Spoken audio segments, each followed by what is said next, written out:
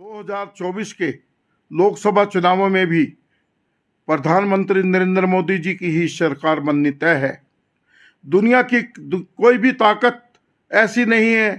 जो इस पद को उनसे छीन सके। इसी उद्देश्य से भारतीय जनता पार्टी बुद्धिजीवी प्रकोष्ठ जिला कुरुक्षेत्र की ओर से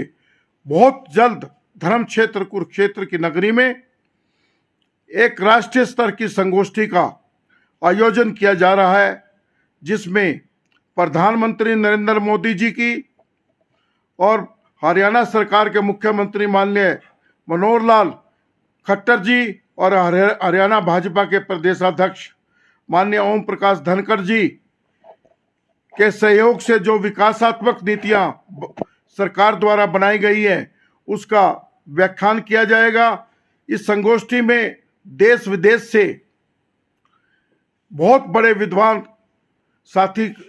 शामिल होंगे, जो हमें बताएंगे कि प्रधानमंत्री नरेंद्र मोदी जी और मनोहर लाल खट्टर जी ने वास्तव में जनहित के लिए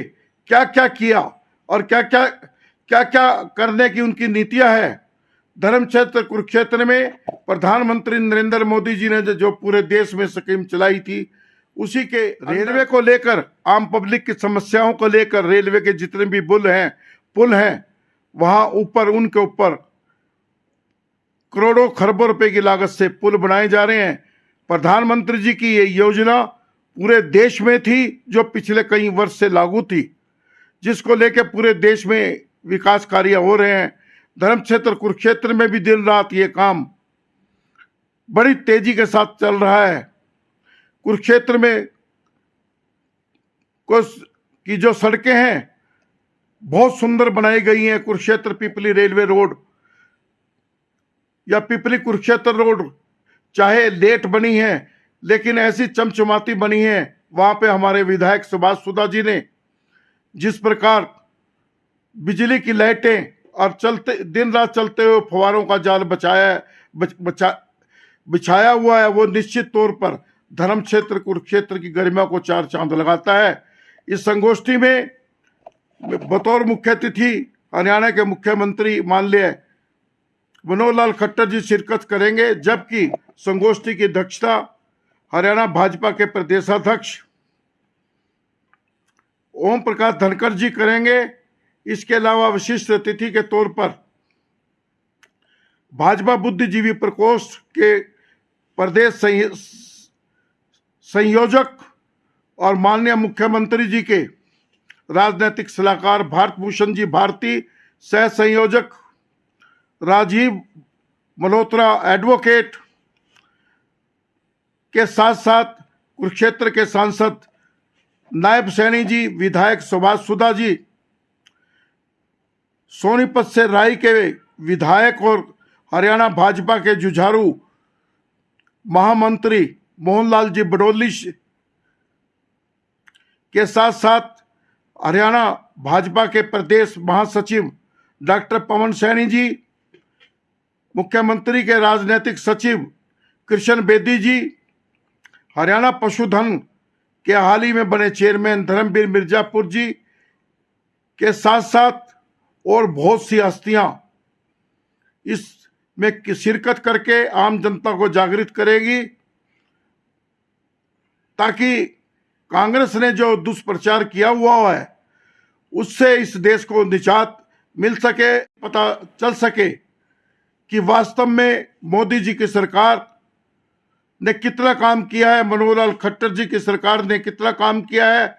और यहाँ छत्तीस बिरादरी के लोगों को साथ लेकर काम किए जाते हैं। मेरिट के आधार पर किस प्रकार छोटे से छोटे गरीब आदमी को नौकरियां मिलनी शुरू हुई है। खर्ची और पर्ची का जो खेल कांग्रेस की सरकारों में या अन्य सरकारों के समय में चलता था, वो फेल हो चुका है। और मैं यहाँ भी ये भी बताना चाहूँगा कि पत्रकारों की समस्याओं को लेकर, चाहे वो प्रदेश की हुड्डा सरकार रही हो, चाहे चौटाला सरकार रही हो, किसी भी सरकार ने कोई काम नहीं करा। मैं भारतीय पत्रकार कल्याण मंच का राष्ट्रीय अध्यक्ष भी हूँ। उससे पूर्व हरियाणा पत्रकार कल्याण मंच का भी मैं 20 साल अध्यक्ष था। हमने डिमांड उठाई भूपेंद्र सिंह जी हुड्डा के सामने पत्रकारों की पेंशन के लिए, लेकिन उन्होंने स्वयं टरकाने का कार्य किया। लेकिन उसके बाद जब हमने माननीय ओम प्रकाश धनखड़ जी के माध्यम से, सुभाष सुधा जी के माध्यम से माननीय मुख्यमंत्री जी तक अपनी आवाज पहुंचाई, तो उन्होंने हरियाणा के पत्रकारों को 60,000 के, जिनकी आयु 60 वर्ष से ऊपर है या 60 वर्ष है और उनकी एक्रीडिशन मात्र 5 साल की हो, 20 साल का एक्सपीरियंस हो, उनको 10,000 रुपये महीने की मासिक पेंशन देने का कार्य किया है। मैं तो ये कहूँगा कि ये जो पेंशन योजना पत्रकारों के लिए लागू करी है, ये पूरे इंडिया में अपनी एक अलग मिसाल है, जीता जागता उदाहरण है। अब मैं उनसे, मनोहर लाल जी से, मुख्यमंत्री जी से आग्रह करता हूँ कि ये जो पत्रकारों की पेंशन है 10,000 रुपये है, ये महंगाई बहुत बढ़ती जा रही है, विधायकों के भत्ते भी बढ़ रहे हैं, उनकी पेंशन भी बढ़ रही है, सब कुछ बढ़ रहा है। 10,000 से बढ़ाकर 25,000 की इसको किया जाए, और जो पत्रकारों की 60 साल की उम्र रखी है उसको भी 55 वर्ष कम से कम किया जाए। इसी प्रकार एक्रीडिशन की शर्त जो उन्होंने 5 वर्ष रखी है वो तो भले ही रखे, लेकिन इस एक्रीडिशन, इस पेंशन योजना में हरियाणा के उन अन्य पत्रकारों को भी शामिल किया जाए जो दैनिक जागरण, दैनिक भास्कर या अन्य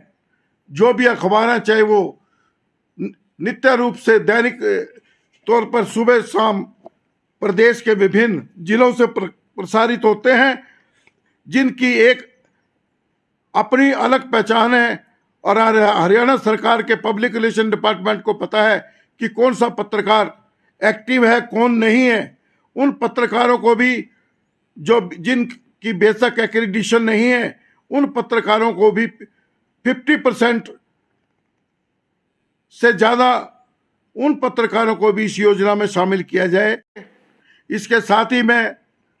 हरियाणा सरकार के मुख्यमंत्री जी से ये भी आग्रह करूंगा कि हरियाणा सरकार में फिलहाल कोई ऐसा प्रावधान नहीं है, यदि किसी पत्रकार साथी की हालत गंभीर हो जाती है या उसके परिवार के व्यक्ति की हालत गंभीर हो जाती है, तो उसको एट ए टाइम हॉस्पिटल में आर्थिक मदद दी जा सके। अभी पिछले दिनों हमारे संजय गर्ग जी हैं, कुरुक्षेत्र से पत्रकार, उनकी धर्मपत्नी को 2 स्टंट डलवाने पड़े, तो उसके लिए मैंने मंत्री संदीप सिंह जी से भी आग्रह किया, अनिल विज जी